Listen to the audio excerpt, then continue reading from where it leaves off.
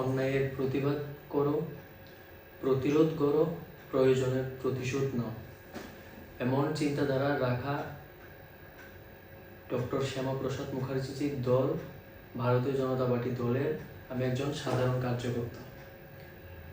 বন্ধুরা, আপনারা বিগত দিনে অনেক দেখেছেন যে আমি রাজেশ আচার্য বিভিন্ন ধরনের ইলিগ্যাল অ্যাক্টিভিটিস যেগুলি আমার নজরে এসেছে তার বিরুদ্ধে রুখে দাঁড়াতে। উদাহরণস্বরূপ যদি আমি তুলে ধরি, আইজিএম হাসপাতাল চত্বরে যখন রাতের আধারে বিভিন্ন ধরনের অসামাজিক কাজ চলছিল, তা আমি এবং আমার ভাইরা মিলে তার এগেনস্টে আমরা রাস্তায় নামি এবং তাদের প্রশাসনের সহযোগিতায় এবং সরকারের সহযোগিতায় তা আজকের ডেটে সম্পূর্ণ স্টপ। ঠিক তেমনি নেশা কারবার হোক বা যাই কিছু রয়েছে, হাসপাতালে যদি কোনো ধরনের কিছু আমার কাছে খবর আসে যে কোনো পেশেন্ট পার্টির কোনো দিক থেকে খামখেয়ালিপনা হচ্ছে ট্রিটমেন্ট পারপাস, আমার সাথে যারা থাকে চলে বা আমাকে যারা পার্সোনালি চিনে বা আমার দ্বারা যারা হসপিটালে পেশেন্ট পার্টি যারা আজ পর্যন্ত উপকৃত হয়েছে 1% হলেও, তারা ভালো জানবে। রাত্রে 2টায় ফোন করুক আর 3টায় ফোন করুক, আমি ফোন পেলে সরাসরি আমি সেকেন্ডে ছুটে যাই এবং চেষ্টা করি তাদের প্রবলেম সলভ করার জন্য।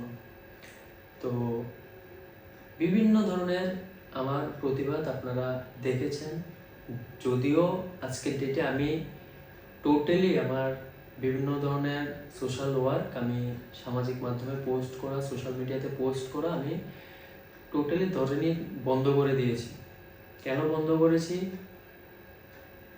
একটা শ্রেণীর মানুষ সেখানে কমেন্ট করতো যে রাজেশ আচার্য লোক দেখানোর জন্য সামাজিক কাজ করে।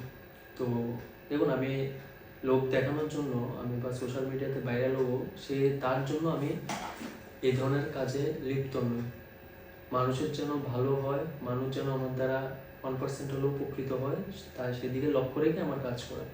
তো এই ধরনের কমেন্ট আসার পর থেকে আমি সোশ্যাল মিডিয়াতে ভিডিও পোস্ট করা বন্ধ করে দিয়েছি। এখন বিষয় হচ্ছে গিয়ে তাছাড়াও বিভিন্ন ধরনের, যখন একজন যে কোনো আমাদের রাজ্যের এক ফার্মাসিস্ট কলেজে যখন আমার এক যুবক ভাইকে প্রচণ্ড পরিমাণে রেগিং করা হয়েছিল, তখনও ওই খবর আমার কাছে আসার পর আমি এবং আমার ভাইরা মিলে তখনও ওই ভাইয়ের সঙ্গে আমি দাঁড়িয়েছি। তো বিষয় হচ্ছে কি, এই কথাটি কেন বলা আজকের দিনে?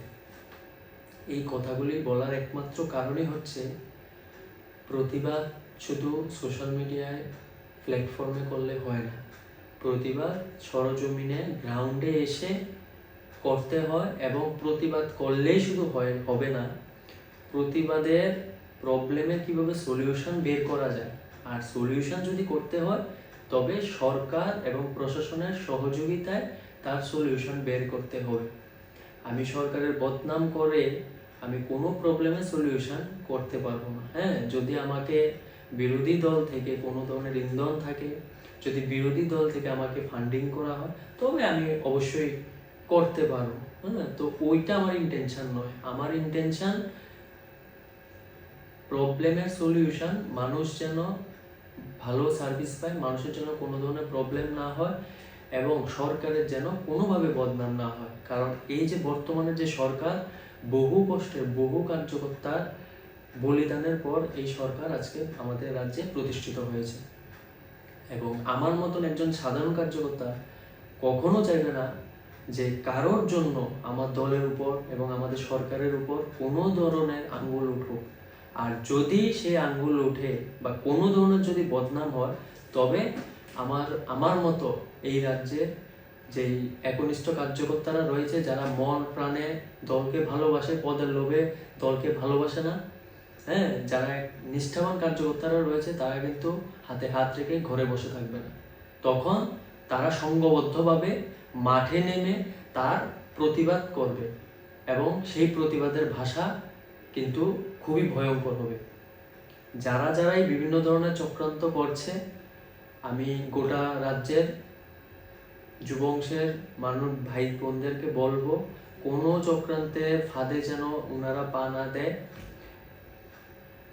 নিজেকে লিপ্ত যেন না করে কোনো অপকর্মের সঙ্গে, সমাজের স্বার্থে, রাজ্যের উন্নয়নের স্বার্থে যেন ভারতীয় জনতা পার্টির সমর্থনে থাকে, এবং যারা যারাই বিভিন্ন ধরনের এই ধরনের চক্রান্ত করছে তাদের এগেনস্টে যেন রুখে দাঁড়ায়। এই বার্তাটুকু আমার আজকে দেওয়া। সবাই ভালো থাকবেন। কেউ যেন কোনো ধরনের নেগেটিভিটি সোশ্যাল মিডিয়াতে হোক বা সেটা বাস্তবেই হোক, নেগেটিভিটি যেন না ছড়ায়। কাজ করতে হলে সোশ্যাল মিডিয়াতে নয়, বাস্তবে, তাও প্রশাসনের সহযোগিতা, কাগজে কলমে, ডকুমেন্টেশনে, প্রপার ডকুমেন্টেশনে, যেখানে যার কাছে যেই দাবি রাখা সেই দাবি রাখার মাধ্যমে যেন মানুষের উপকার করা হয়। এই বার্তাটুকুই আমার দেওয়া। ভালো থাকবেন। ধন্যবাদ।